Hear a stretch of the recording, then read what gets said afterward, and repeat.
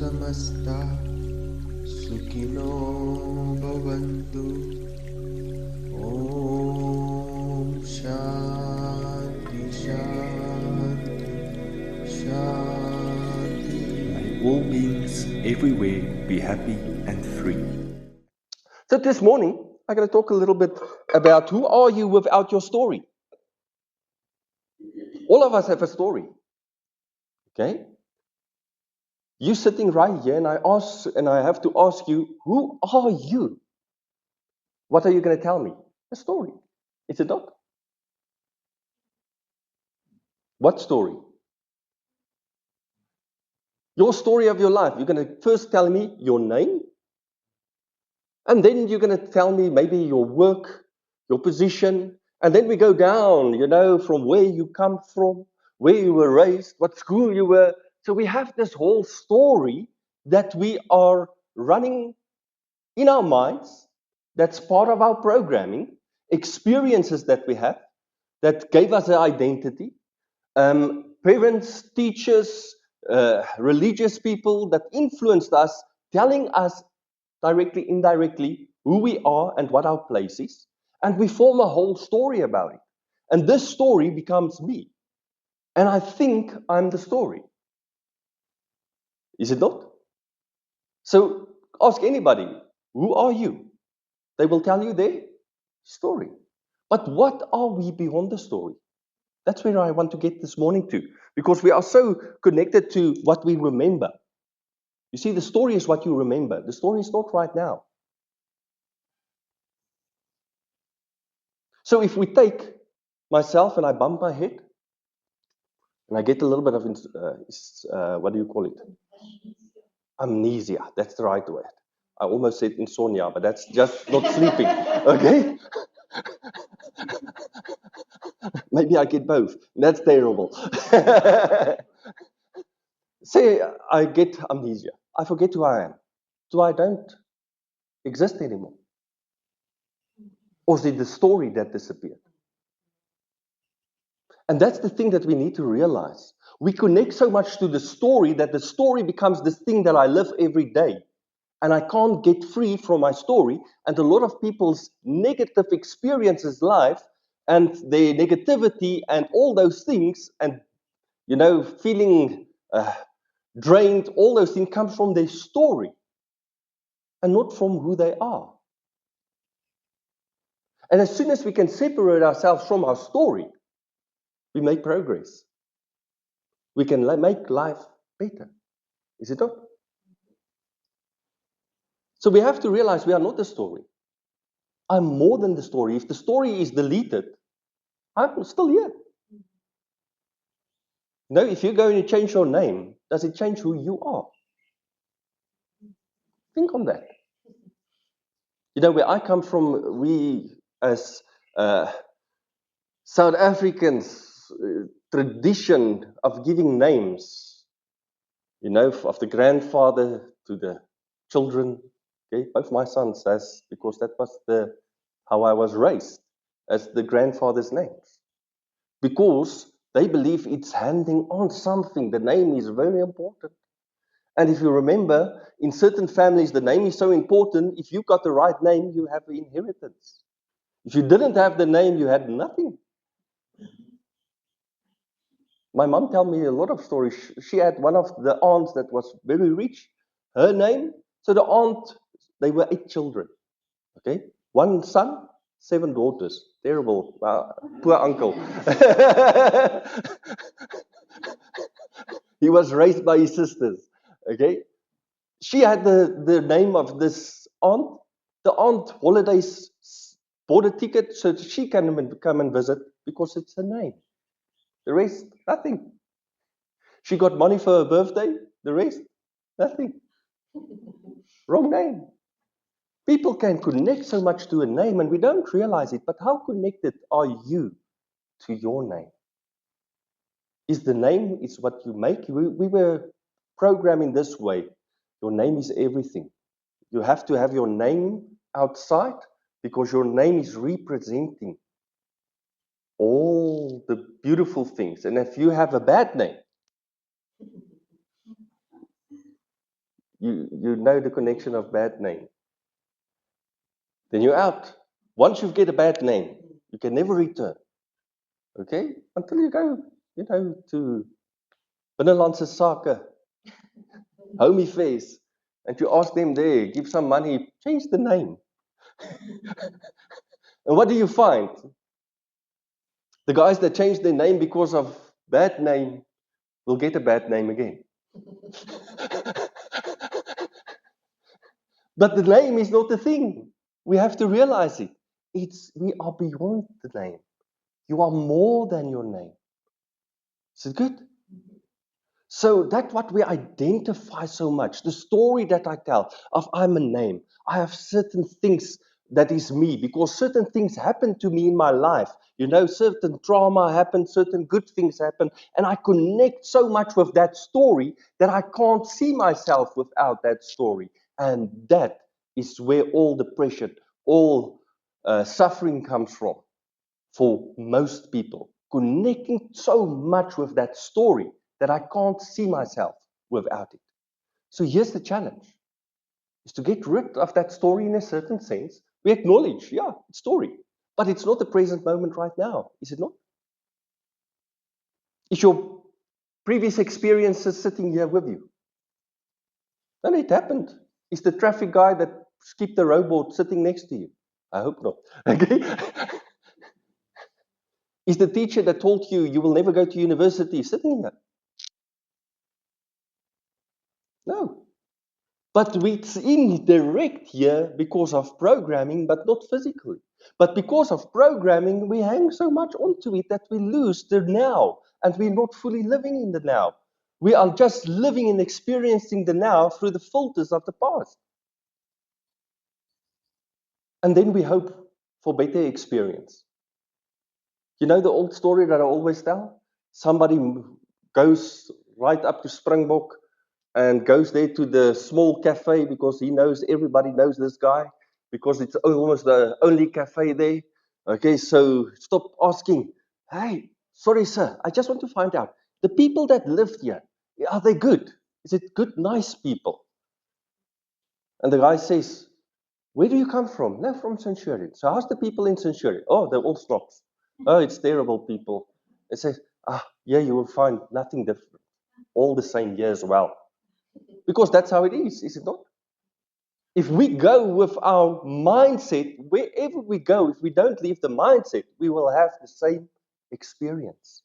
And yet, all people want a different experience, but they are not willing to remove the filters that we look through, not willing to remove the glasses that they were given through experience by others, and then we wonder why we are so unhappy. Because we cannot come to a place where we separate ourselves from the story. Yes, it's my story, but it's not me. It was experiences. Okay? It plays a certain role. Okay? It gives me a sense of identity. But it also can give you a false sense of identity. And that's where satsang, spirituality comes in. Is to come beyond the programming and to meet the essence of your being, the real you, the you that exists without any story, that's still there, the you that doesn't need a name to be, because it's actually every name, the you that doesn't need all these attachments, the you that's free. And it all depends on our willingness. Are we willing to separate ourselves from the story and to become present what is, not what was, what is right now? We can miss it so quickly. Not true? So identity. What is identity?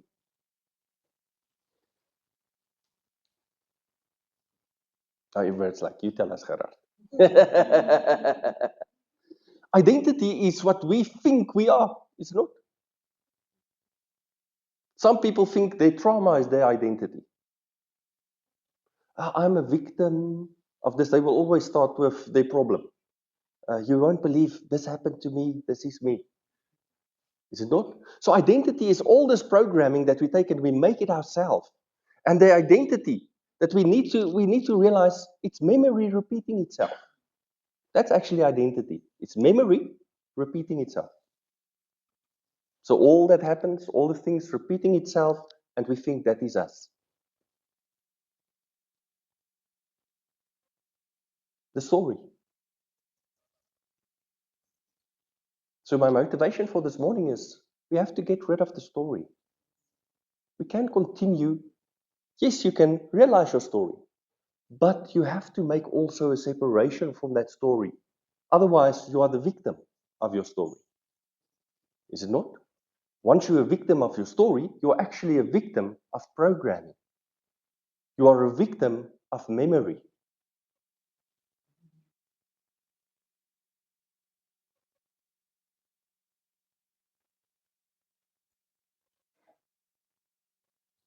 So we will find a lot of times, why is a lot of people coming to the question that we also have about family, all that?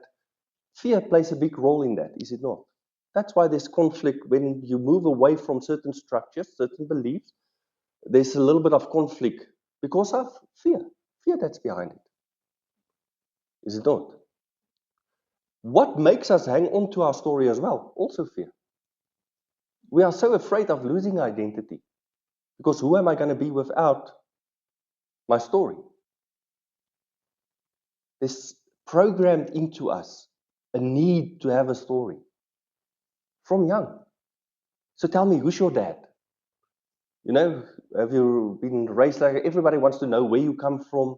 What is your story? What are you planning to do? Not never just seeing you as you are. They want to see your story. Because then we compare stories. Have you ever wondered why soapies are so popular?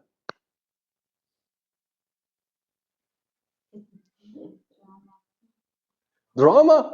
But what is the drama? It's somebody's story. And as soon as we can just find somebody that story is worse than us, then we feel a little bit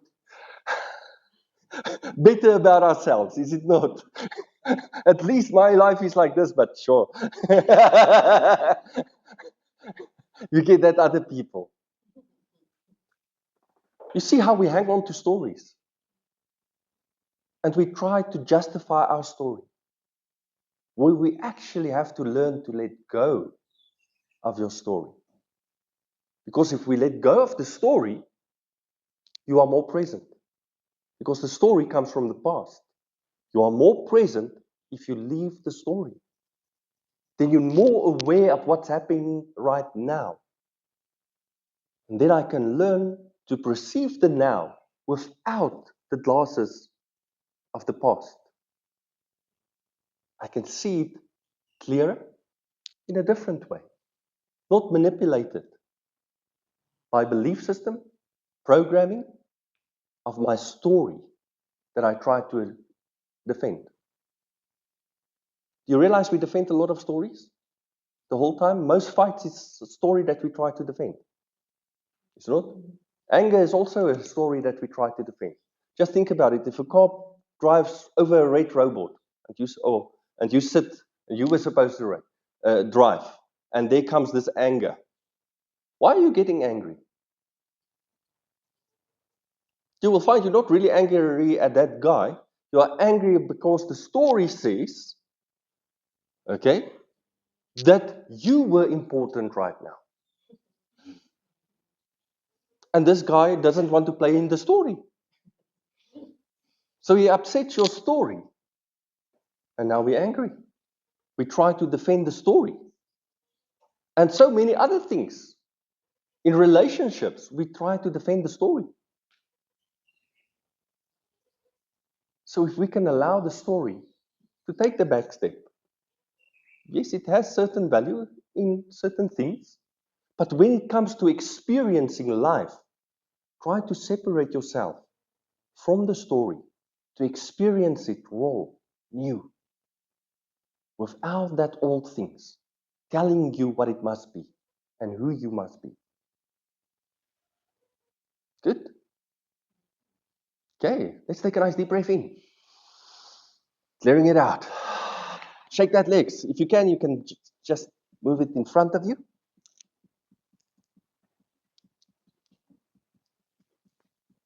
Shake it. Okay, everybody good? So we're going to do a little bit of a self-inquiry this morning. Is it good?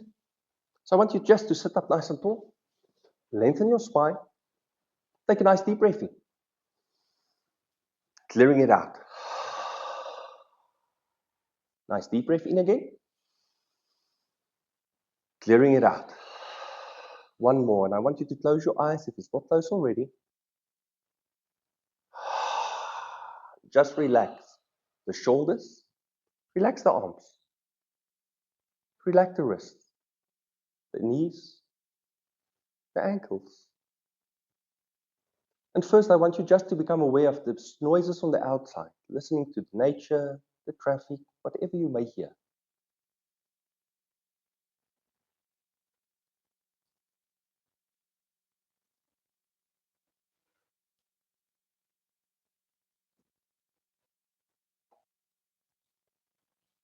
Allowing it.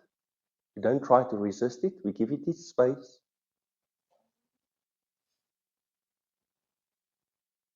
Bring your awareness more inside, right between the four walls.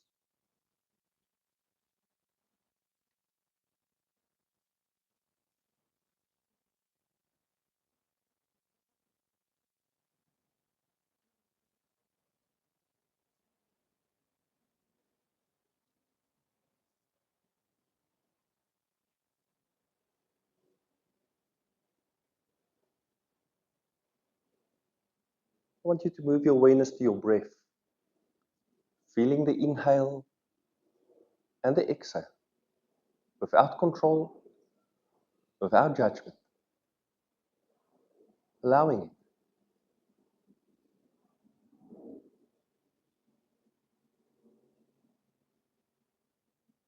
The mind's wander off, bring it back to the breath, feeling that cool air through the nostrils in, slightly warmer air as you exhale.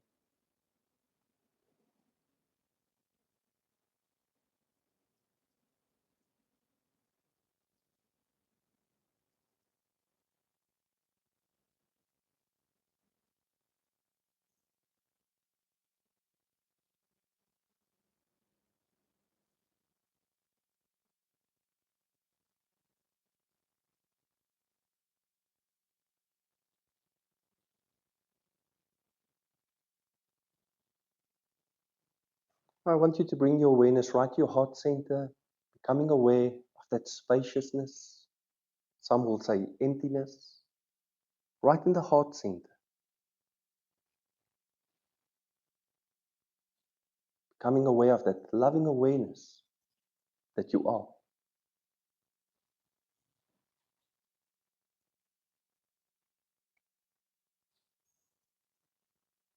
I want you to think about this question. Who are you without your name, your past, the roles that you play, the beliefs that you believe? Who are you beyond that? That's your own inquiry. Just stay with that.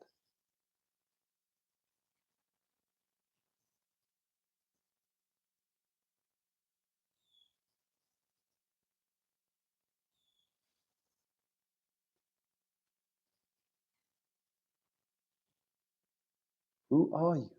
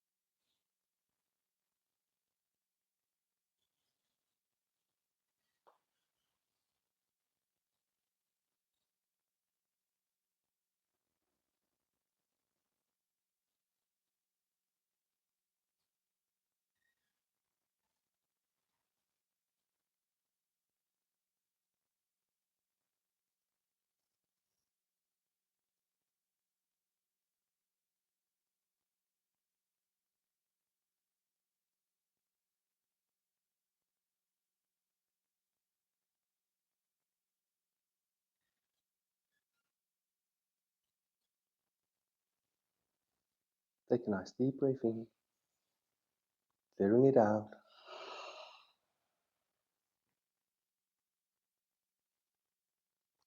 I want you to become aware just how busy the mind is and how it wants to create a story, how it looks for a story. It wants to return to safety, to what it knows. It's fighting. It doesn't want to be in silence.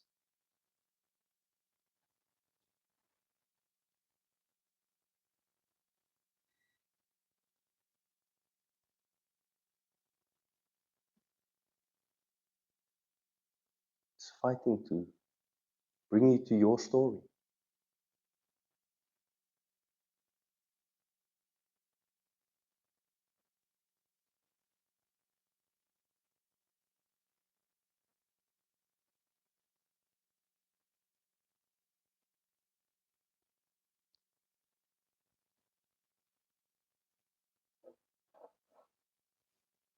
Take a nice deep breath in. And you can open your eyes slowly.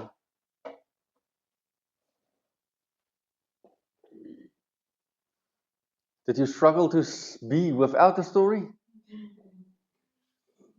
You see how the brain is trained to hang on to a story. It's fighting for the story. Not allowing to be. Okay, I want to close just with this few thoughts. Just bringing to you the story is not wrong. You hear what I'm saying? The story is not wrong. But the story is not you. You understand?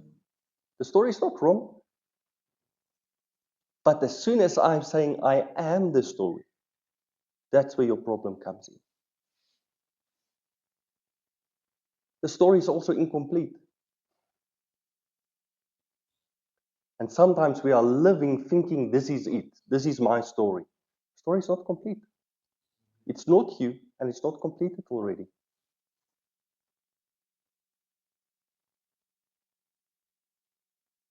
You are not the narrative. You are the awareness in which it appears. So you are not the story. You are the space where the story plays out in. Big difference. The clouds is not the sky. It appears in the sky. You are the sky. The story is just a cloud. It's not all of you.